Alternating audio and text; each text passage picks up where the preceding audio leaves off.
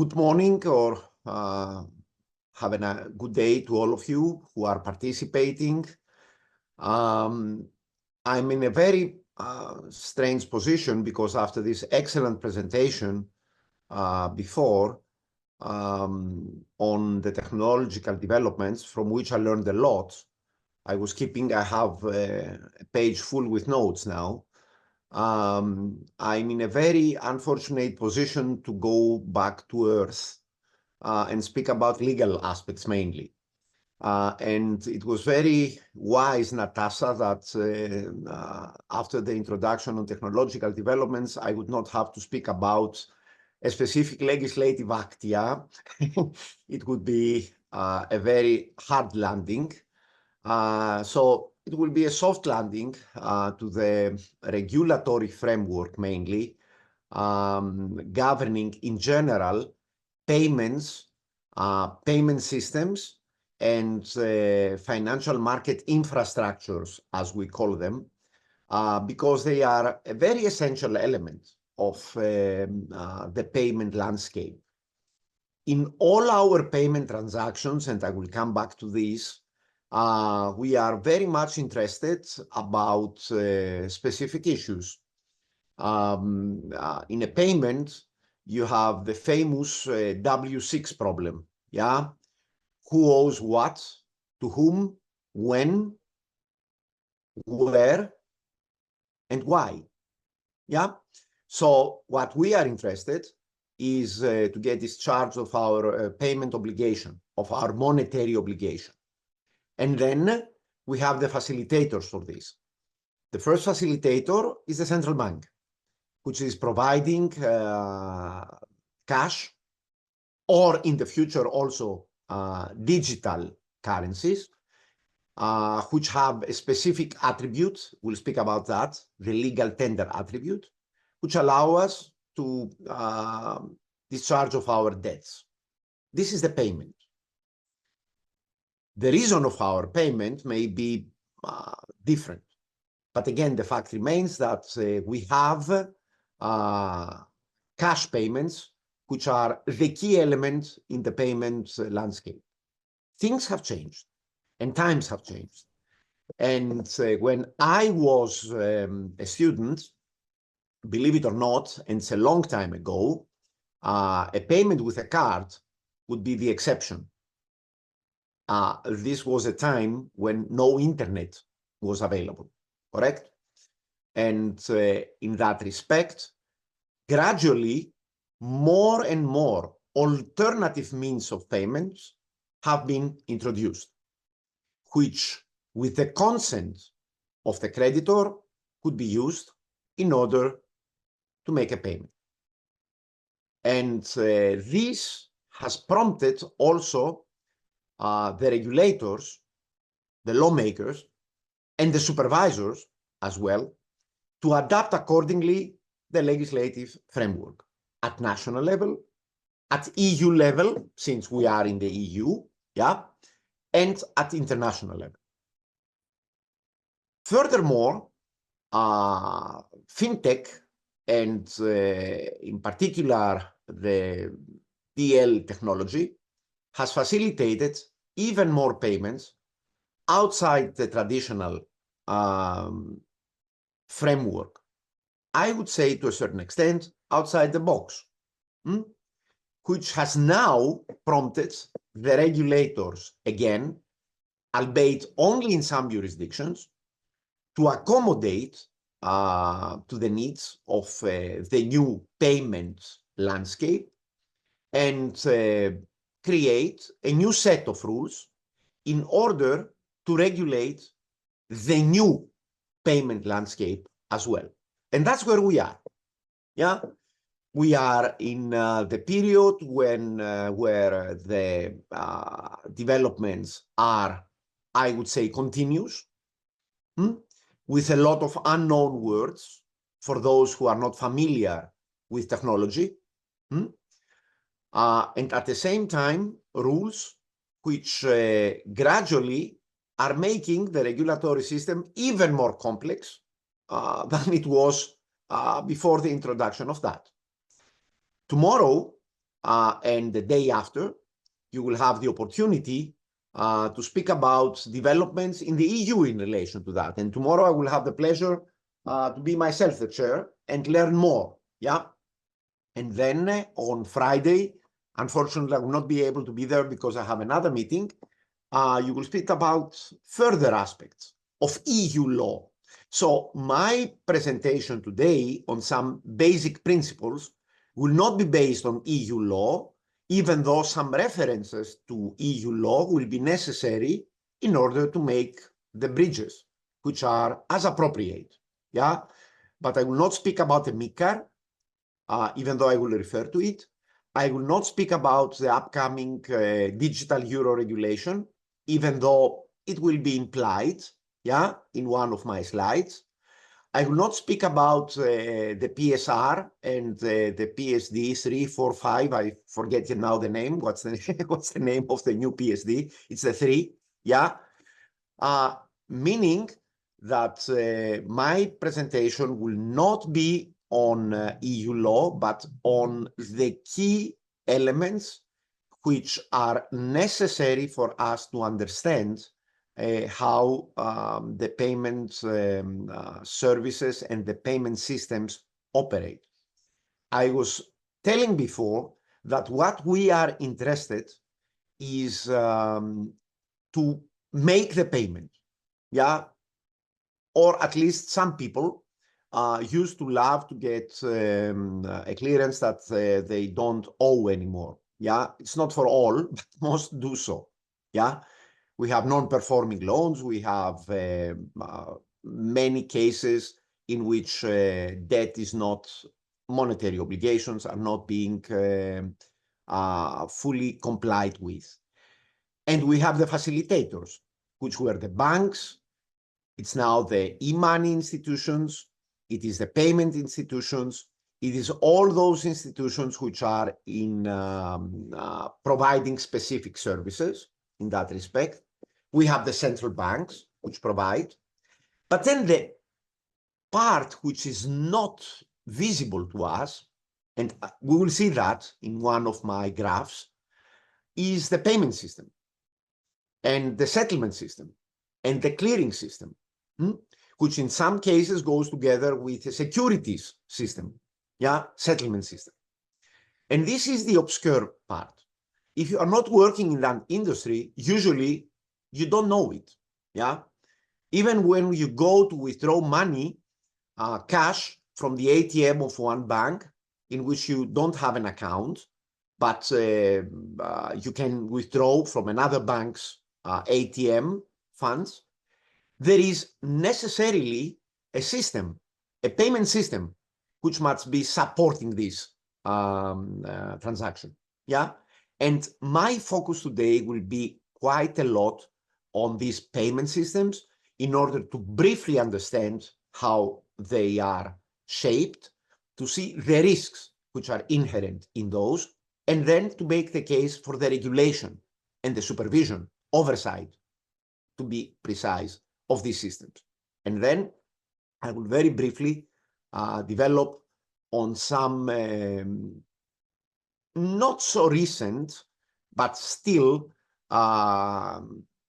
it's 10 years now, rules, standards, international standards, which have been adopted by the Committee on Payments and Market Infrastructures, one of the international fora, and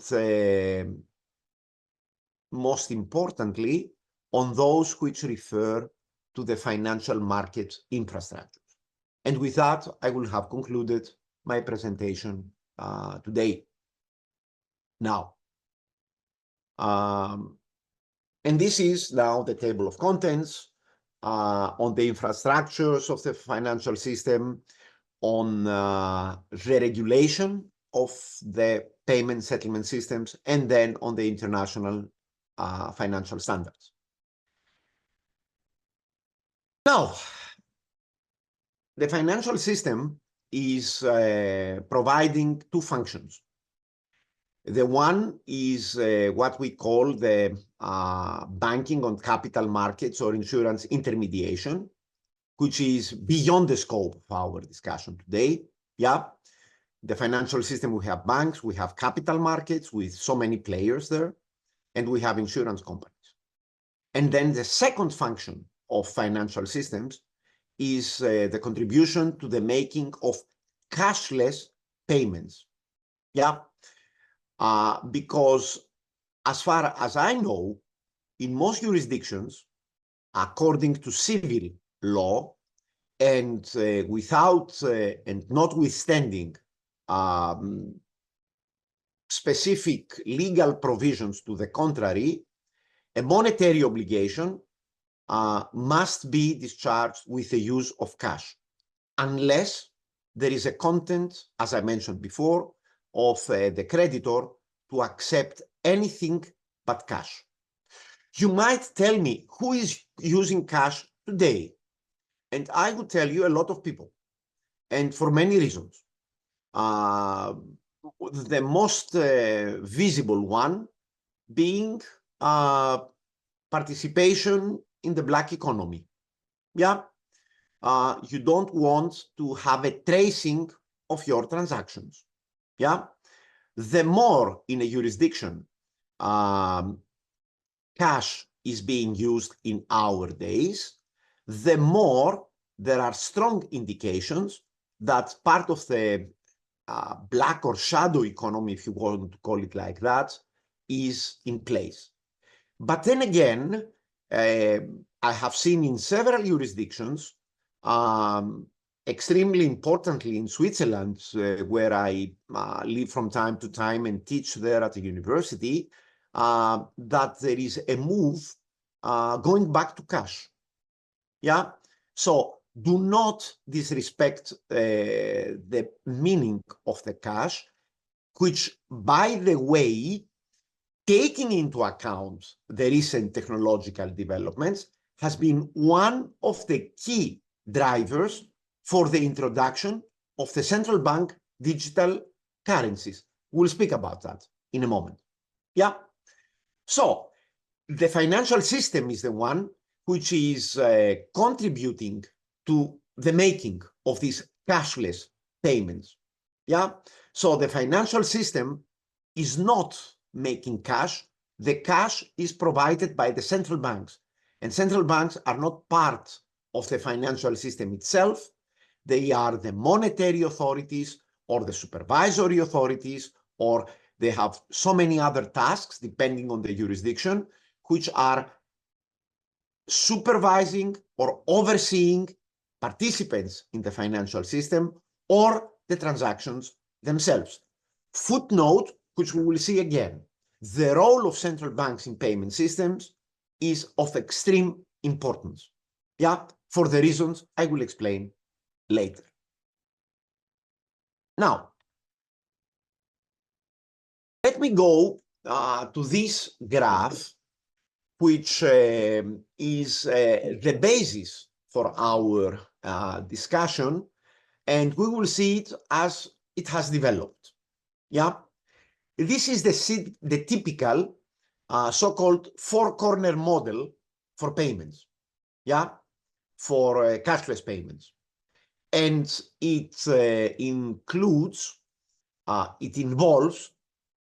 the key actors, which are the beneficiary and the payer, which usually, not always, are a debtor or a lender, but not always.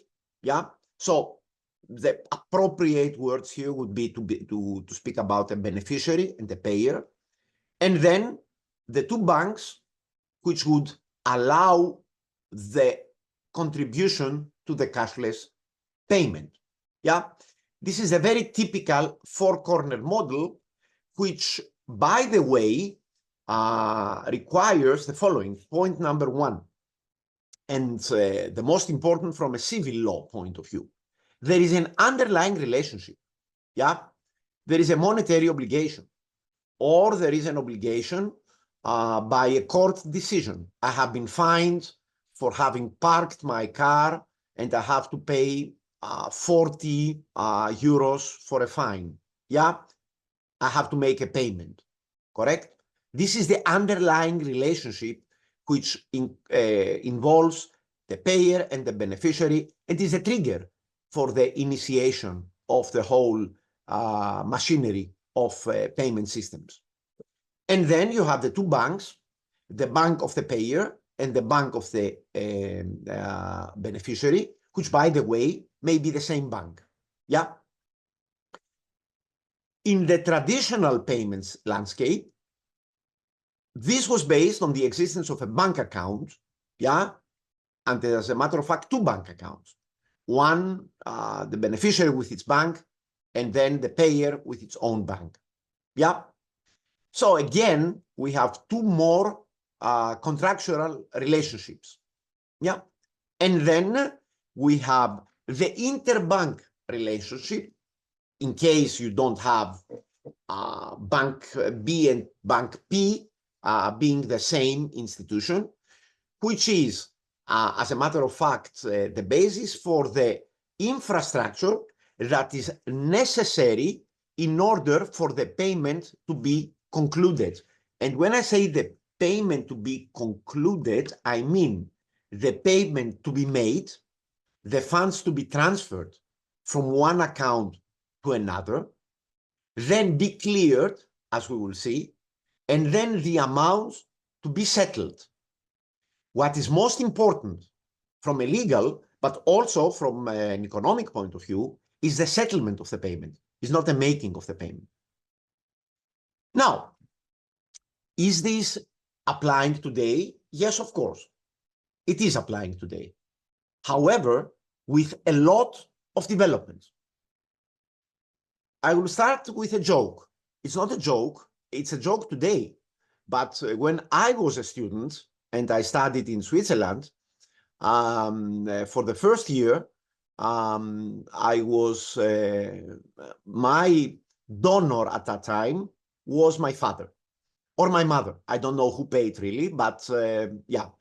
And they were paying my rent and my staying in Switzerland, which, by the way, was even at that time was not the most expensive, the cheapest place to live. Yeah. Suppose that I needed some funds, yeah, to pay my rent and to live on the 1st of March in 1984. That was the time when I was there as a student. Do you know how many days before should my parents have sent me the money? I can tell you, that's a joke. 30 days before. It was 30 days, the valeur, as we call it.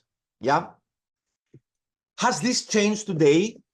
Yes. Today we are speaking about instant payments. Yeah.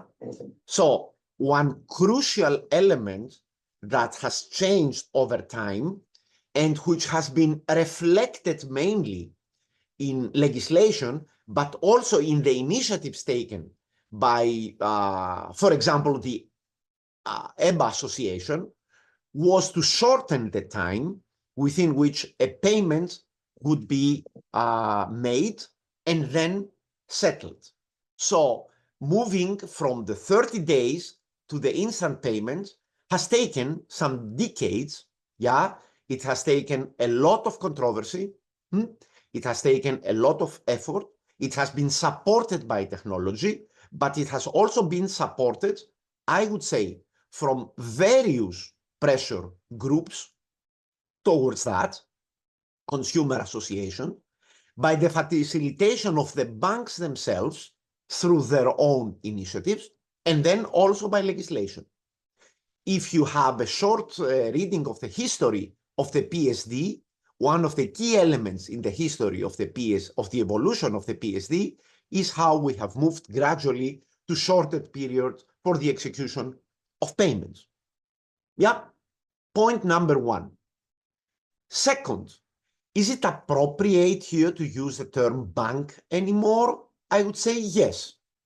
The bank is still one of the dominant players, and depending on the jurisdiction, eventually the crucial one. I'm very skeptical whether I would organize here in Athens, because I'm in Athens today, a conference on the MICAR with a Greek audience in Greek. I don't believe that more than 30 people would come there. Yeah, 15 of them would be my students whom I would ask to come.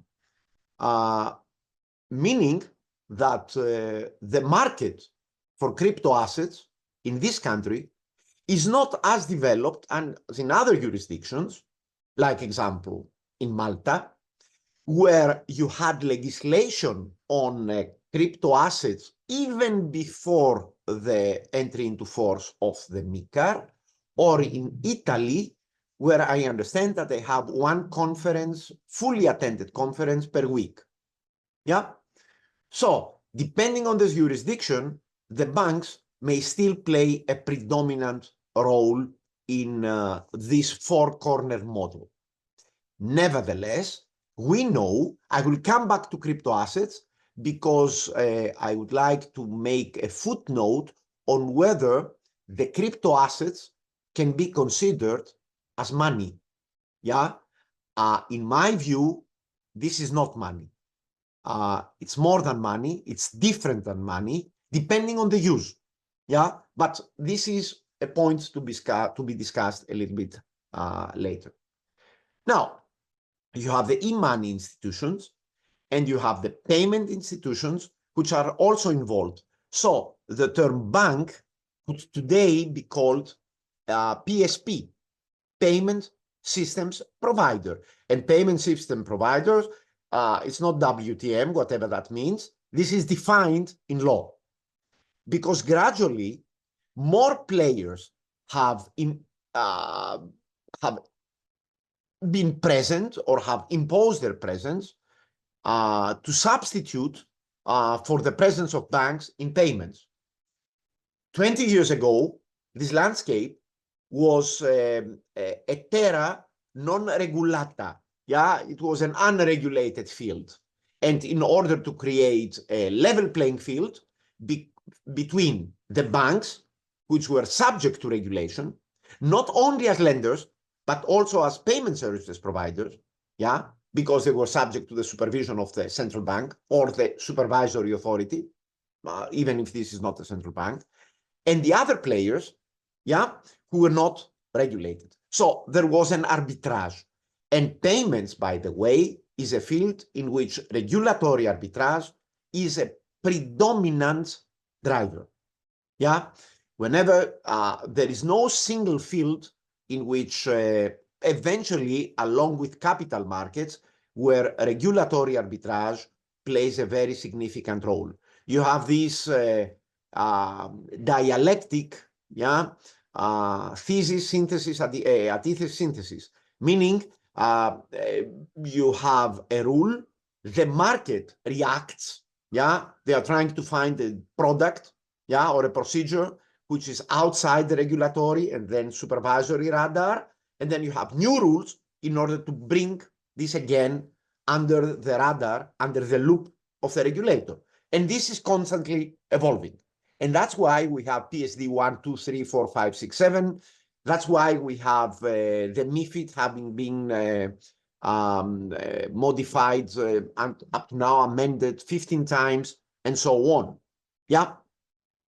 So in terms of terminology, bank is now the payment services provider, which includes all those which by law are allowed to provide payment services. What kind of payment services? This has more or less remained the same. Yeah, the difference is on who is on this side, how quickly all this is being affected, what are the platforms which are involved, which are the platforms that we can use in order to make a payment. Yeah. Again, when I was a student, in order to make a payment, believe it or not, I would need to go to the bank, physical presence to the branch. And the branch was operating from 9 to 3 or 9 to 5. because at that time we didn't have any apps. I didn't have any electronic banking. Yeah. So in that respect, the supporting platforms which allow us to be active in payments has totally changed. And the regulation governing that has tried to keep pace with all these developments. Now, we have here 6 typical payment services, 2 of which are more or less not so much important, but the other ones are still quite important. The use of the check. Yeah, I will not go into this. Nevertheless, keep in mind that to the extent that checks are being used, there is a check payment system. Yeah, in order to settle the payments between the 2 banks which are accepting checks from other banks. Yeah, suppose that I'm a client of Alpha Bank and I get a check which is drawn on Eurobank. Yeah, Eurobank would accept, yeah, Alpha Bank would accept me to give this check to the bank, and then the interbank system, yeah, the Dias check in my country, yeah, would provide for the settlement of this payment, which allow then the funds after the settlement period, 1 day, 2 days, 3 days, it depends, to have access to the cash on my account. It is after the settlement that the liquidity is given to each and every participant. Yeah, and then you have, this is the key interbanking, or if you wish, interpayment system providers field, the credit transfers and the direct debit. Yeah, the remittance is also important in cases that people do not have a bank account. Yeah, but they transfer funds to another account. Yeah, which is usually for those who are excluded from the banking system, yeah, or voluntarily or involuntarily, yeah. And then we have the card system with the distinction between debit and credit. Here we have another player which is involved, which is the owner of the card system. Yeah, so this would make my simple 4-corner model even more complicated. Now, depending on which side you are on, or which side you have your loop, the issues arising are extremely important. Let's take, for a change, people might start from here, from the payer. I will start for the beneficiary, yeah, because they owe me money, yeah, and that's my concern. So from the beneficiary's point of view, an extremely important issue is to know at which exactly time the amounts which are owed to me will be in my account and I can dispose of them. Yeah, this is extremely important, because if I'm not, in particular, if I'm not a natural person, but if I am a legal person, yeah, I need to make cash management. And I need, during the day or during the week or during the month or on the last day of the month, receive payments and make payments. So the exact time in which I would receive the amounts is crucial for me to make also payments.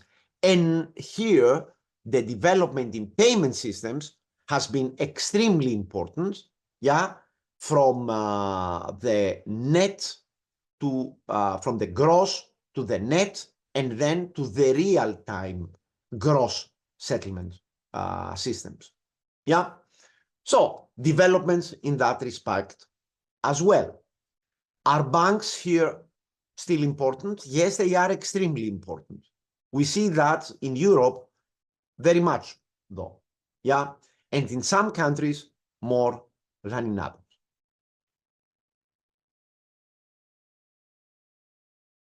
Are crypto assets in this field?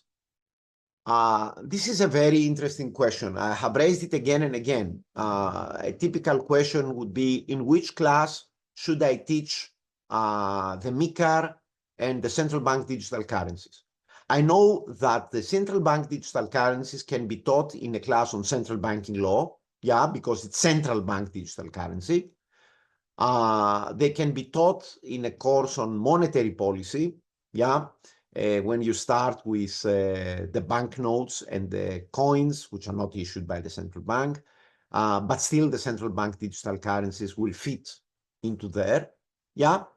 You can teach it eventually in a payment services course, like today, for example, because this will be a genuine payment instrument, yeah, as we will see with a legal tender, equal to the banknotes and the coins.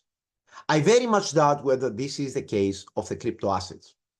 We know that the crypto assets are based on DLT. They should be accessible by private and legal persons.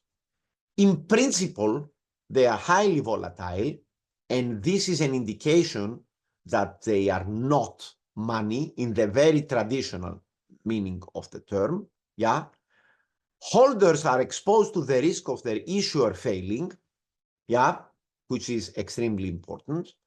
It is also the case with a bank account, correct? But there, in the bank account, you have at least a deposit guarantee scheme, yeah? In this case, you have nothing like a deposit guarantee scheme. And most importantly, they are used and held as means of payments or as investments. And this is linked to the volatility, yeah? So in any case, any discussion on the crypto assets is involved in our field of payments and payment systems, but not necessarily, I would say. And a very good indication of that is the list of the exclusions from the MiCAR, yeah? But this is not for me to say. I promised not to speak about the MiCAR, so I will not speak about the MiCAR. Yeah, and then you have different types.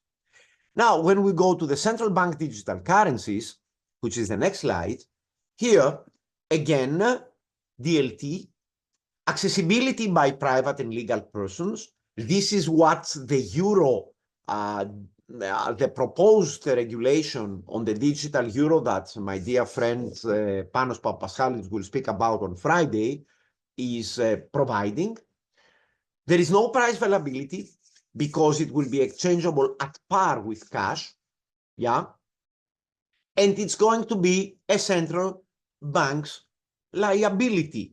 So if I go a little bit to my next slide, which is a simplified central bank balance sheet, yeah?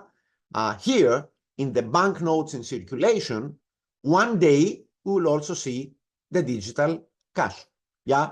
The central banks, again, do not issue coins. They are not on their balance sheet. They issue banknotes. And here, the digital currencies will come. It's a digital currency. And that's why I believe also that the term cryptocurrency is not appropriate. It's a crypto asset, correct? Yeah? It's not a currency in the traditional term, because in the traditional term, cash and now the digital euro will have the attribute of the legal tender, meaning under conditions accessibility, and then the mandatory acceptance. Yeah, if I pay Natasha 100 euros, yeah, and I want to pay them in cash, she has to accept it.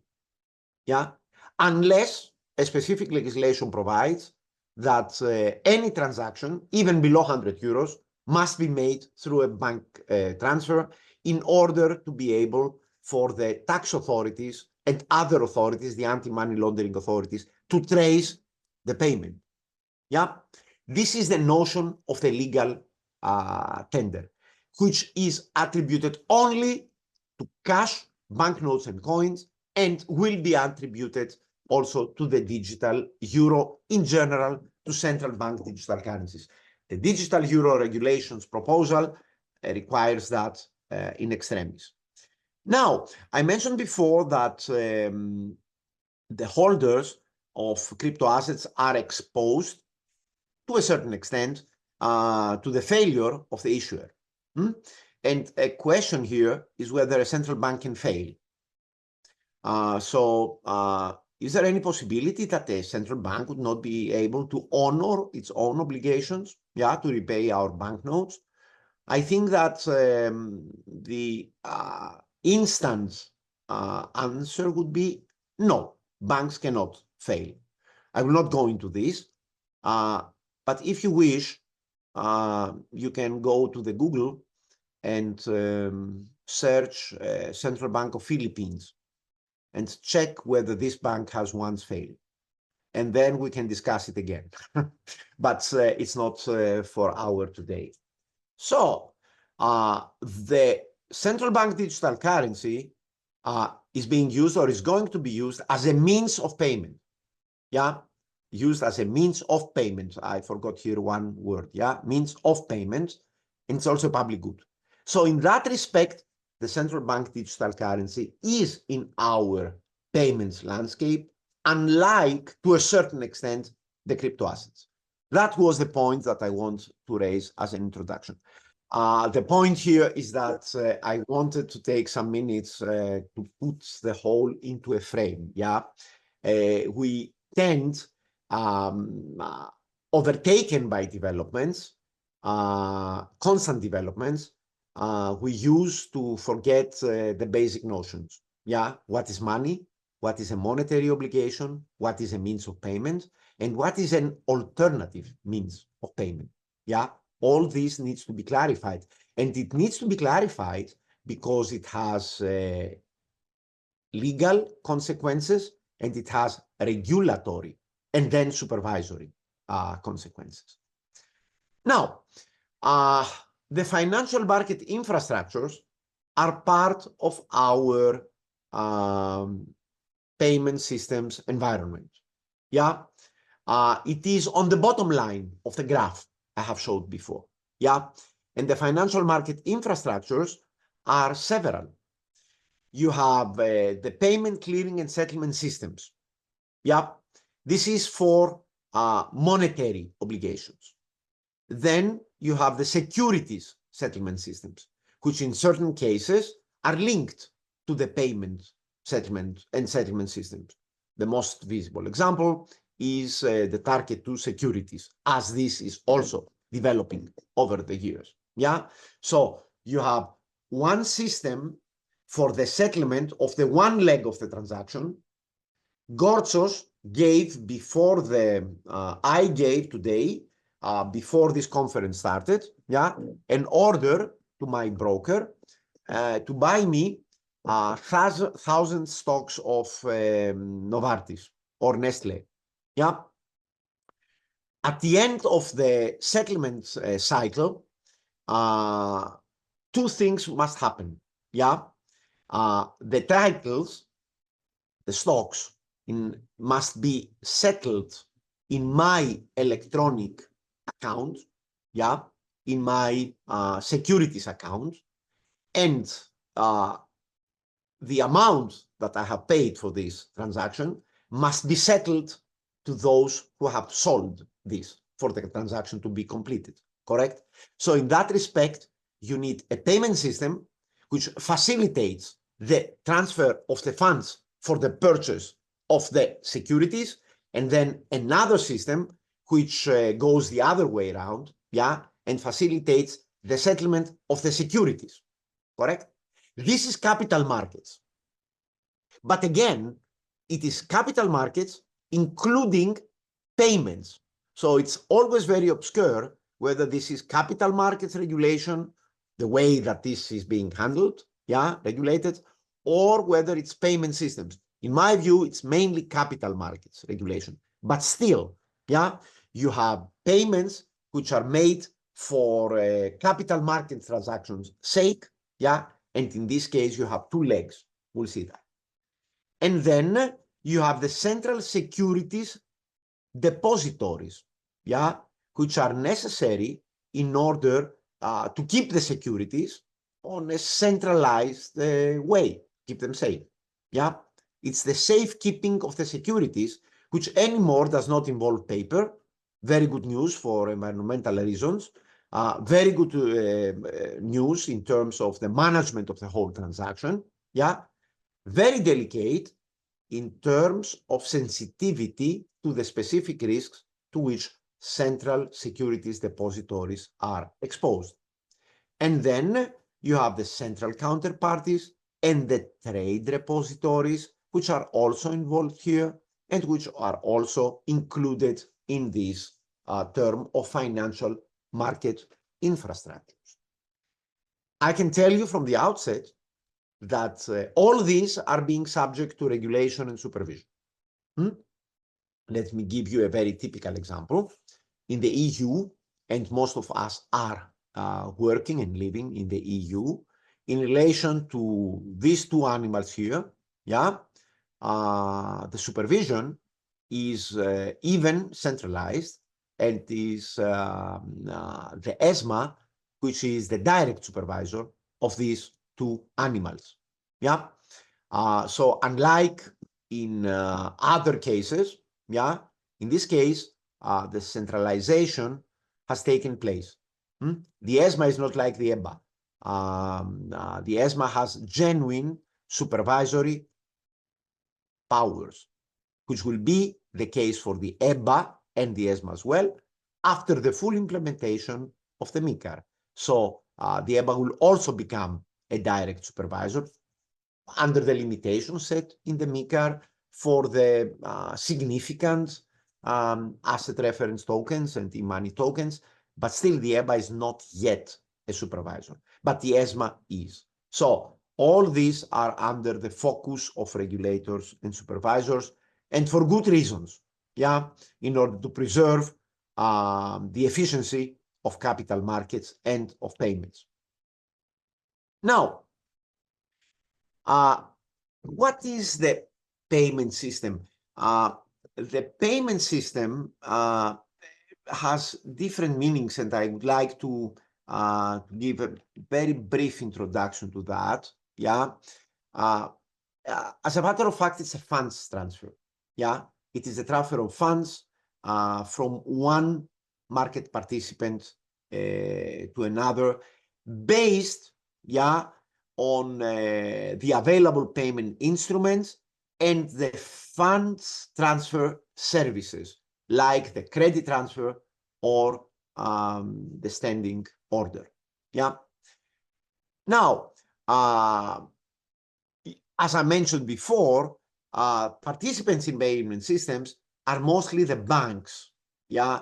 Even though this now has been extended to a certain extent also to payment services providers in general, but traditionally we call payment systems as interbank payment system. Yeah. Now the question is, who is managing the payment systems, these infrastructures?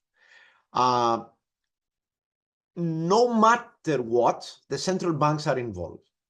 Yeah. The central banks may have a dual function. Then can be the manager of a payment system, yeah, which alternatively may be managed by the banks themselves, or the banks in cooperation with the central banks and other financial firms. Yeah. But in any case, the central banks are overseeing the payment system. So when it comes here to this bullet point, my point is, who is managing? Yeah, this is a question of the architecture of the operation of the payment system. Now, next to the payment system, we have the clearing system. Yeah, you need to facilitate the exchange of all these documents and whatever else, yeah, which will allow the identification of the beneficiary, yeah, of the payment and the amount of each payment. This is a procedure which may take place in 1 second, but still it's an inherent element, yeah, especially when you have multiple payments and not person-to-person payments. The clearing system is of importance, and the background for the settlement system, yeah, which I give here the definition: a system used to facilitate the settlement of the transfers of the funds or the financial instruments in the case of securities, yeah? And the settlement of the payments is usually made in a very specific, in an earmarked central bank account, yeah? It's a settlement of money in a central bank bank account. And here is a second function of the central banks, yeah? They facilitate the existence of this kind of accounts in which the settlement of the payments take place. And also at the time at which the securities are being settled.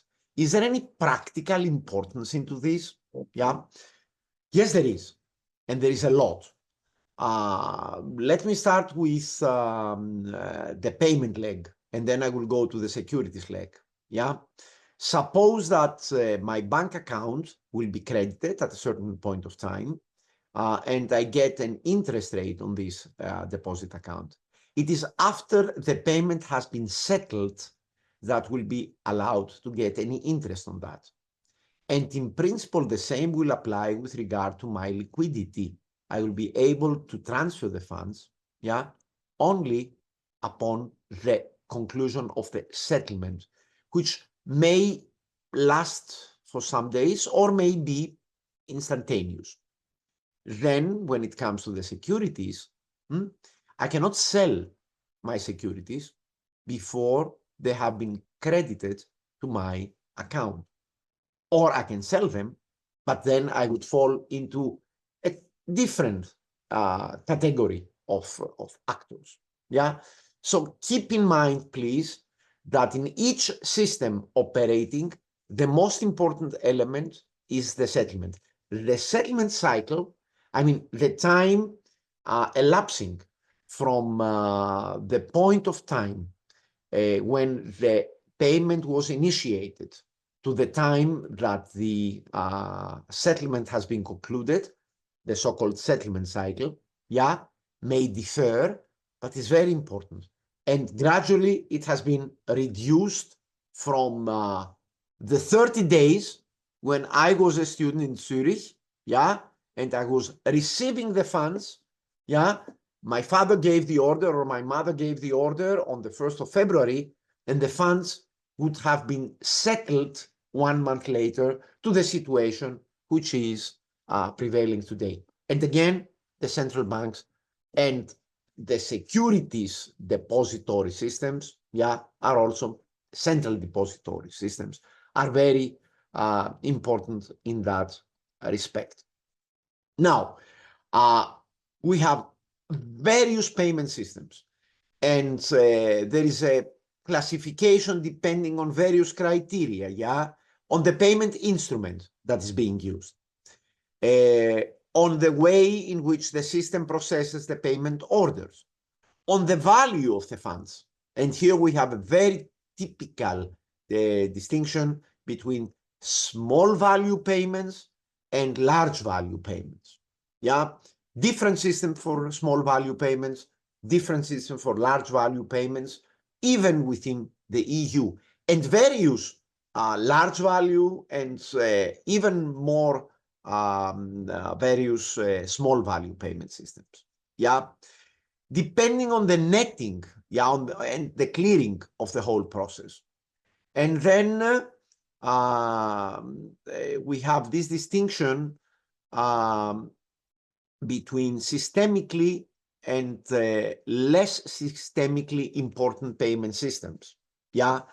And here you have the role of the regulator, which is extremely important because the systemic relevance of a payment system, the systemic importance, must be determined according to specific criteria.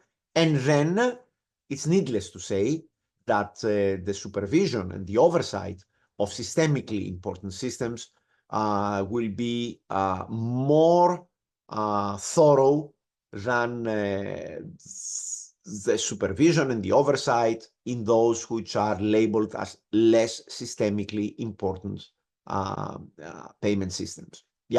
So here you need to have a determination. And in that respect, it is the risks in the payment systems which are extremely important. I have several slides on the risks. I will not go through them. I will simply mention the risks, but it would require me more than 2 hours to develop simply on the risk. But in the slides that you have, you can see them. And as you will understand, and I can tell you, the risk exposure in systemically important payment systems is more important than in others. And then you have the pure payment systems and those which are linked with securities, as I mentioned before. So in that respect, again, when speaking about the regulation, when we see the rules, in the EU legislation, we have very specific legislation on each and every kind of these systemically or less systemically important payment systems.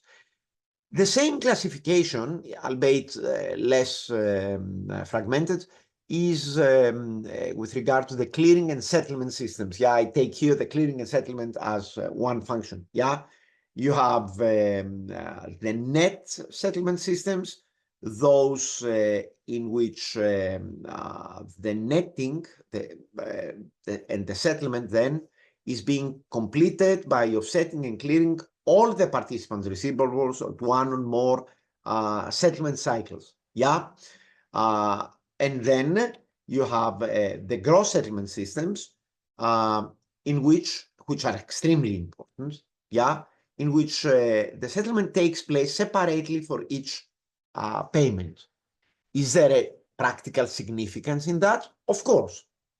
And the practical significance is that in the case of the gross settlement systems, the possibility that a counterparty might fail, that a market participant, a bank, might fail, is close to negligible. If I make my payment now, I must be through a gross settlement system, and the settlement is going to take place in the next 10 seconds.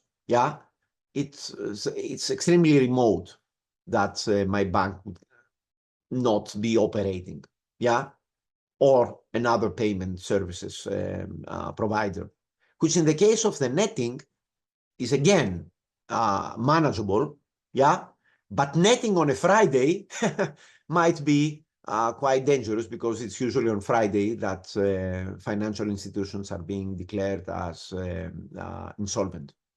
In any case, it is extremely interesting to know that you have this distinction. And then the real-time gross settlement system, like the target, for example, is the most developed. In this case, as we go down this list, exposure to risks is minimized. And that was the idea. I remember myself reading reports on the need to develop net settlement systems, the netting in payment systems, back in the early 90s. And then this function has developed exponentially, I would say. Now, securities clearing and settlement systems follow the same logic. You need to settle the transaction to the effect that the securities will be credited to a specific securities account.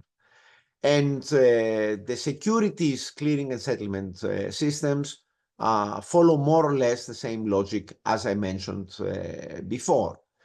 Now, in terms of semantics, when we usually say a payment system, we need also a payment clearing and settlement system. Yeah, but it's not always very clear. So when you hear a payment system, as a matter of fact, you think it's only the system in which the payment is being made. No, it's the payment together with a clearing and together with a settlement.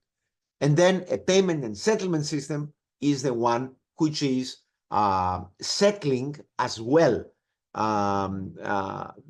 Yeah, you use that more precisely, I would say. Now, speaking about the financial market infrastructures, I mentioned before that we have several of them. Yeah, we spoke about the payment systems, or payment and clearing and settlement systems, the security settlement systems. We have the central securities depositories. I have here some more detailed analysis.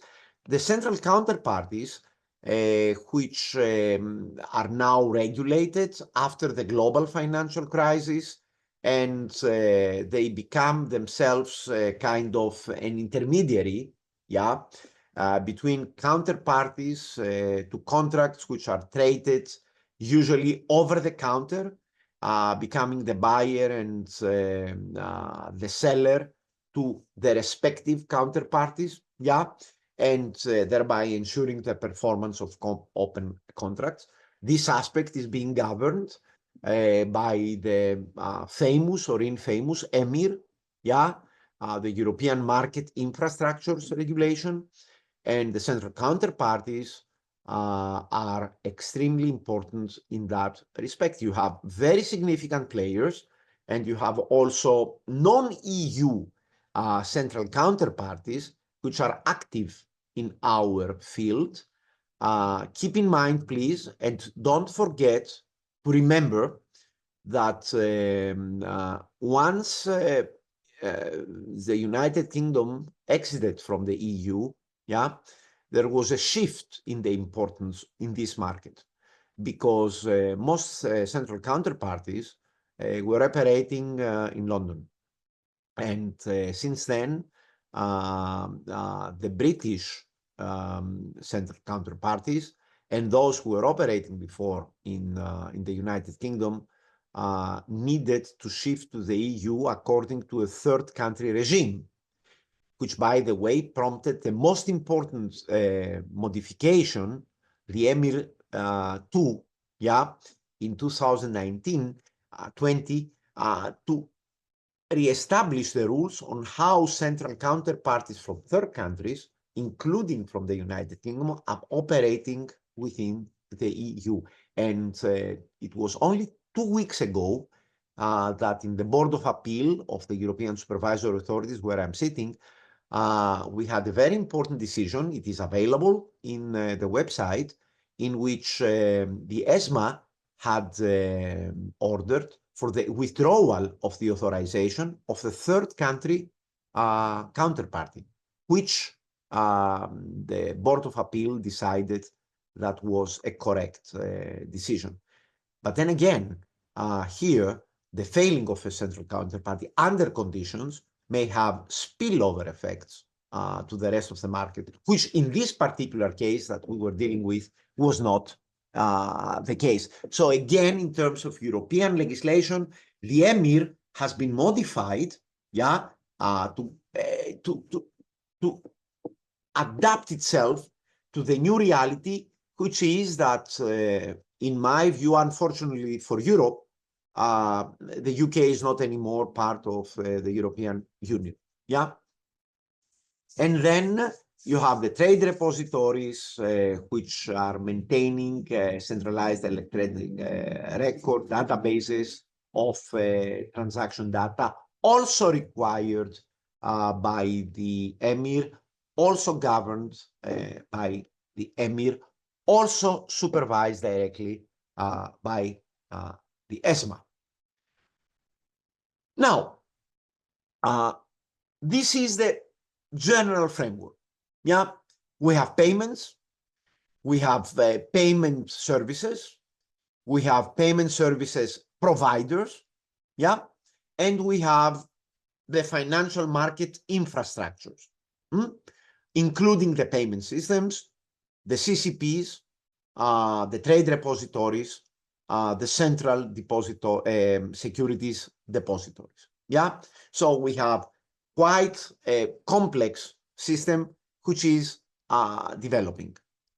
Has this system been modified? Yes, of course, it has been modified, taking into account all the recent technological developments and the regulatory constraints. But as I mentioned before, when it comes to the regulation, yeah, and the supervision, one has to take into account the various risks involved. And in that respect, allow me to go back only for a moment to my graph before to show a distinction here, because we have a lot of regulations, yeah? Natasha might one day develop a course in which all these different aspects, yeah, will be covered on EU law only. And then suppose that we will speak about, in this course, about the PSD2, yeah, and the PSD3 and the PSR, and then we'll also speak about the EMIR, and we'll speak about any legislation pertaining to central securities depositories, and then also about the MiCAR, yeah. Now, is there any difference on the scope of all these regulations? I believe there is. In the case of the PSD 1, 2, 3 and the PSR, the main focus is not on systemic stability issues. Yeah, it's not about the risks in the underlying infrastructures, but it is mainly about the efficiency of the payments and mainly the payment services receivers protection. If you want to call them consumers, I have no problem. So it's more consumer protection oriented regulation. Yeah, the PSD2 could easily be taught in a course on consumer protection law. Yeah, the main interest there is the protection of the receiver of the payment services. While in the case of the regulations which are governing the infrastructures, the emphasis is more on the public good, which is called financial stability, financial integrity, in general, yeah, the good functioning of the systems themselves. Yeah, so there is a difference in the scope. Why? Because the risks are different. Okay, this is very interesting to understand because the implications are totally different. Yeah. For example, in the first case, in the case of the PSD 2, 3, whatever, PSR, you have also pecuniary claims. Yeah, if something has not been executed according to the rules. Yeah. So it's more civil law in that respect. Even though the participants in the market, the PSPs, yeah, the payment services providers, may be also subject to administrative sanctions. Why? Because they are regulated entities, and the supervisory authorities need to check whether they have complied with the rules, which are public law, it's administrative rules. While in the first leg of what I mentioned, it's mainly the protection of the consumer, which may have a claim against anyone who has violated the risk. In the case of the payment systems, yeah, it's purely administrative law. And that's why the central banks are also involved into this. Now, coming back to the, where were we? To the risks, let me briefly name the risks. And since after that we'll have a lunch break, I don't want to spoil your appetite, but just keep in mind that we have the key risk involved is a systemic risk. The possibility that an FMI, yeah, a central counterparty, for example, or a payment system, yeah, which is linked to other systems, may fail. And in that respect, you may have some contagious effect, as we call them in this particular case, due to the interconnectedness, the knock-on effects. And then here I have a typology of how the systemic risk may manifest itself. You may have credit risk and various forms of credit risk. Yeah, you have liquidity risk, which is extremely important in this case because the entire system depends on the existence of adequate liquidity to cover open positions. Yeah, you have operational risk, and here is where, to a certain extent, DORA in our general framework is involved, yeah, or the ITC, yeah, framework regulation. You have a lot of legal risk, a lot of sources of legal risk, which is also important, starting from the documentation of the contracts, which is very delicate, and going deeper to the change in case law, and then a delay in the recovery of financial aspects, many other aspects. Yeah, you have general business risk, you have custody risk, which you are trying to minimize by the establishment of efficient depositories in that respect. Yeah. So, as a matter of fact, this whole area, yeah, this whole field, this jungle is being exposed to several risks. And then you have a case for safeguarding the efficiency of payment and settlement systems. This is one regulatory objective, yeah, and it is manifest in our EU law. Let me remind you, or tell you if you don't know that one of the 4 basic tasks of the European Central Bank within the Euro system is the promotion of the good functioning of payment systems. Yeah, it is 4th. The first is the design and implementation of monetary policy.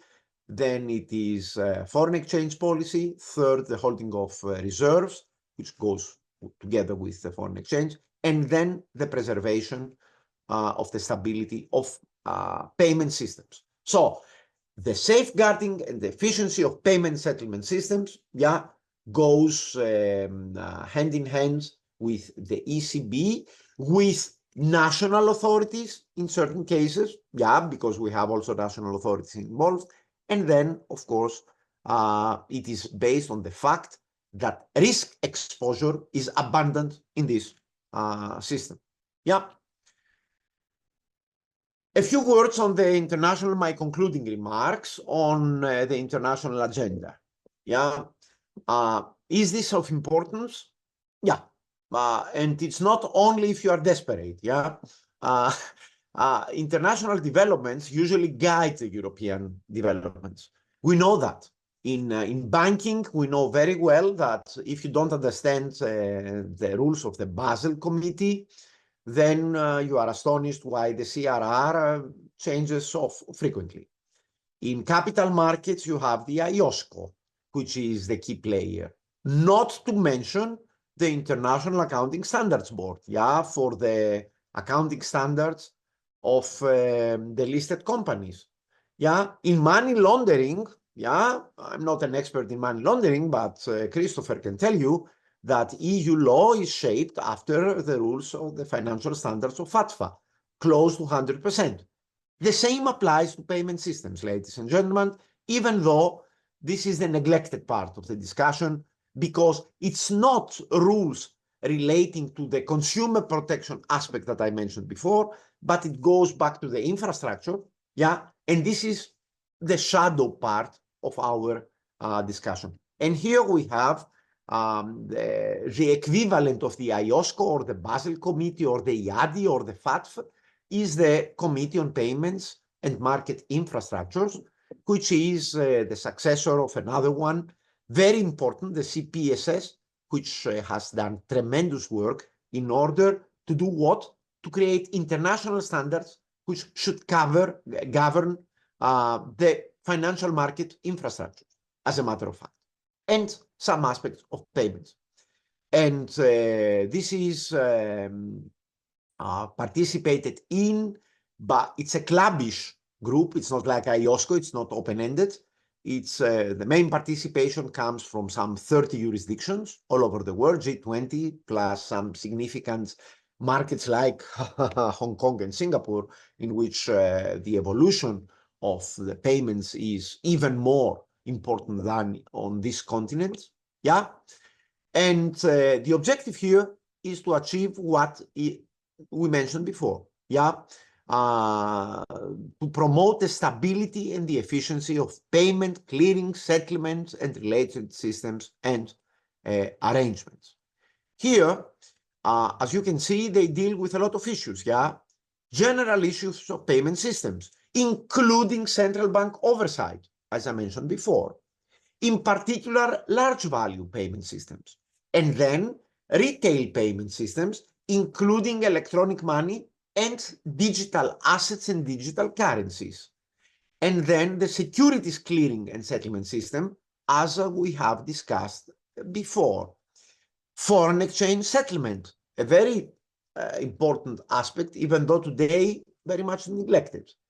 Let me remind you that the foundations of international financial law are based on foreign exchange settlement risk. A German bank in 1974 failed. It was called Herstatt Bank. Yeah. Now, even German banks can fail. Yeah. It's not only Greek banks that fail. You can have it also in other jurisdictions.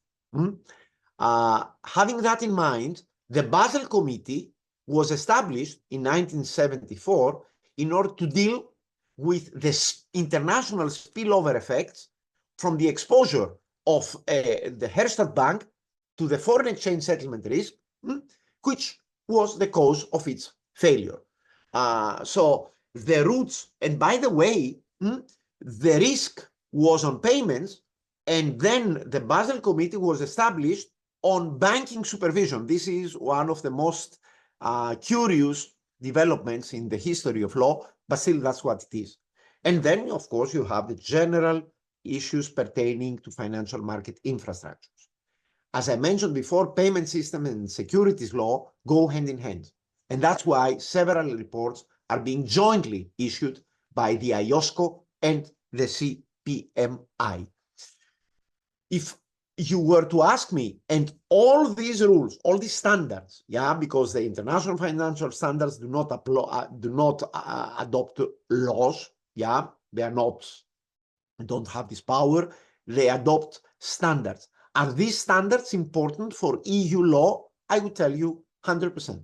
Yeah, they are all taken into account when you simply need to read the recitals.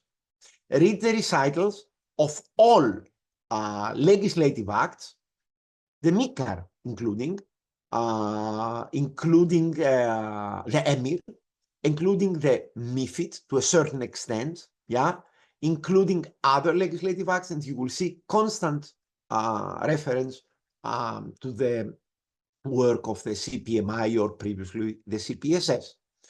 But there is one piece of legislation which is of most importance, and these are the CPSS reports and IOSCO reports on financial market infrastructures. These contain the basic principles which should govern the regulation, the functioning, the regulation, and the supervision of financial market infrastructures, meaning the infrastructures that I mentioned before. On top of that, and to a certain extent as implementation of these key principles, yeah, the CPMI, in some cases together with the IOSCO, has developed other rules, which I list here in a table, which you will have available from December 2012 up to here, July 2022. No surprise concerning stablecoin arrangements. Yeah. So during these 10 years, from 2012 until 2022, the CPMI has developed a set of standards which are governing the operation of the FMIs, the financial market infrastructures. So that's why PFMI, yeah, principles on financial market infrastructures, which are governing our field and are addressing issues of importance also for EU law, because if you see these principles, most of them are already incorporated into our EU legislation. With a delay of 5 minutes, I can give you, Christopher, back the floor. And thank you for your attendance, all of you.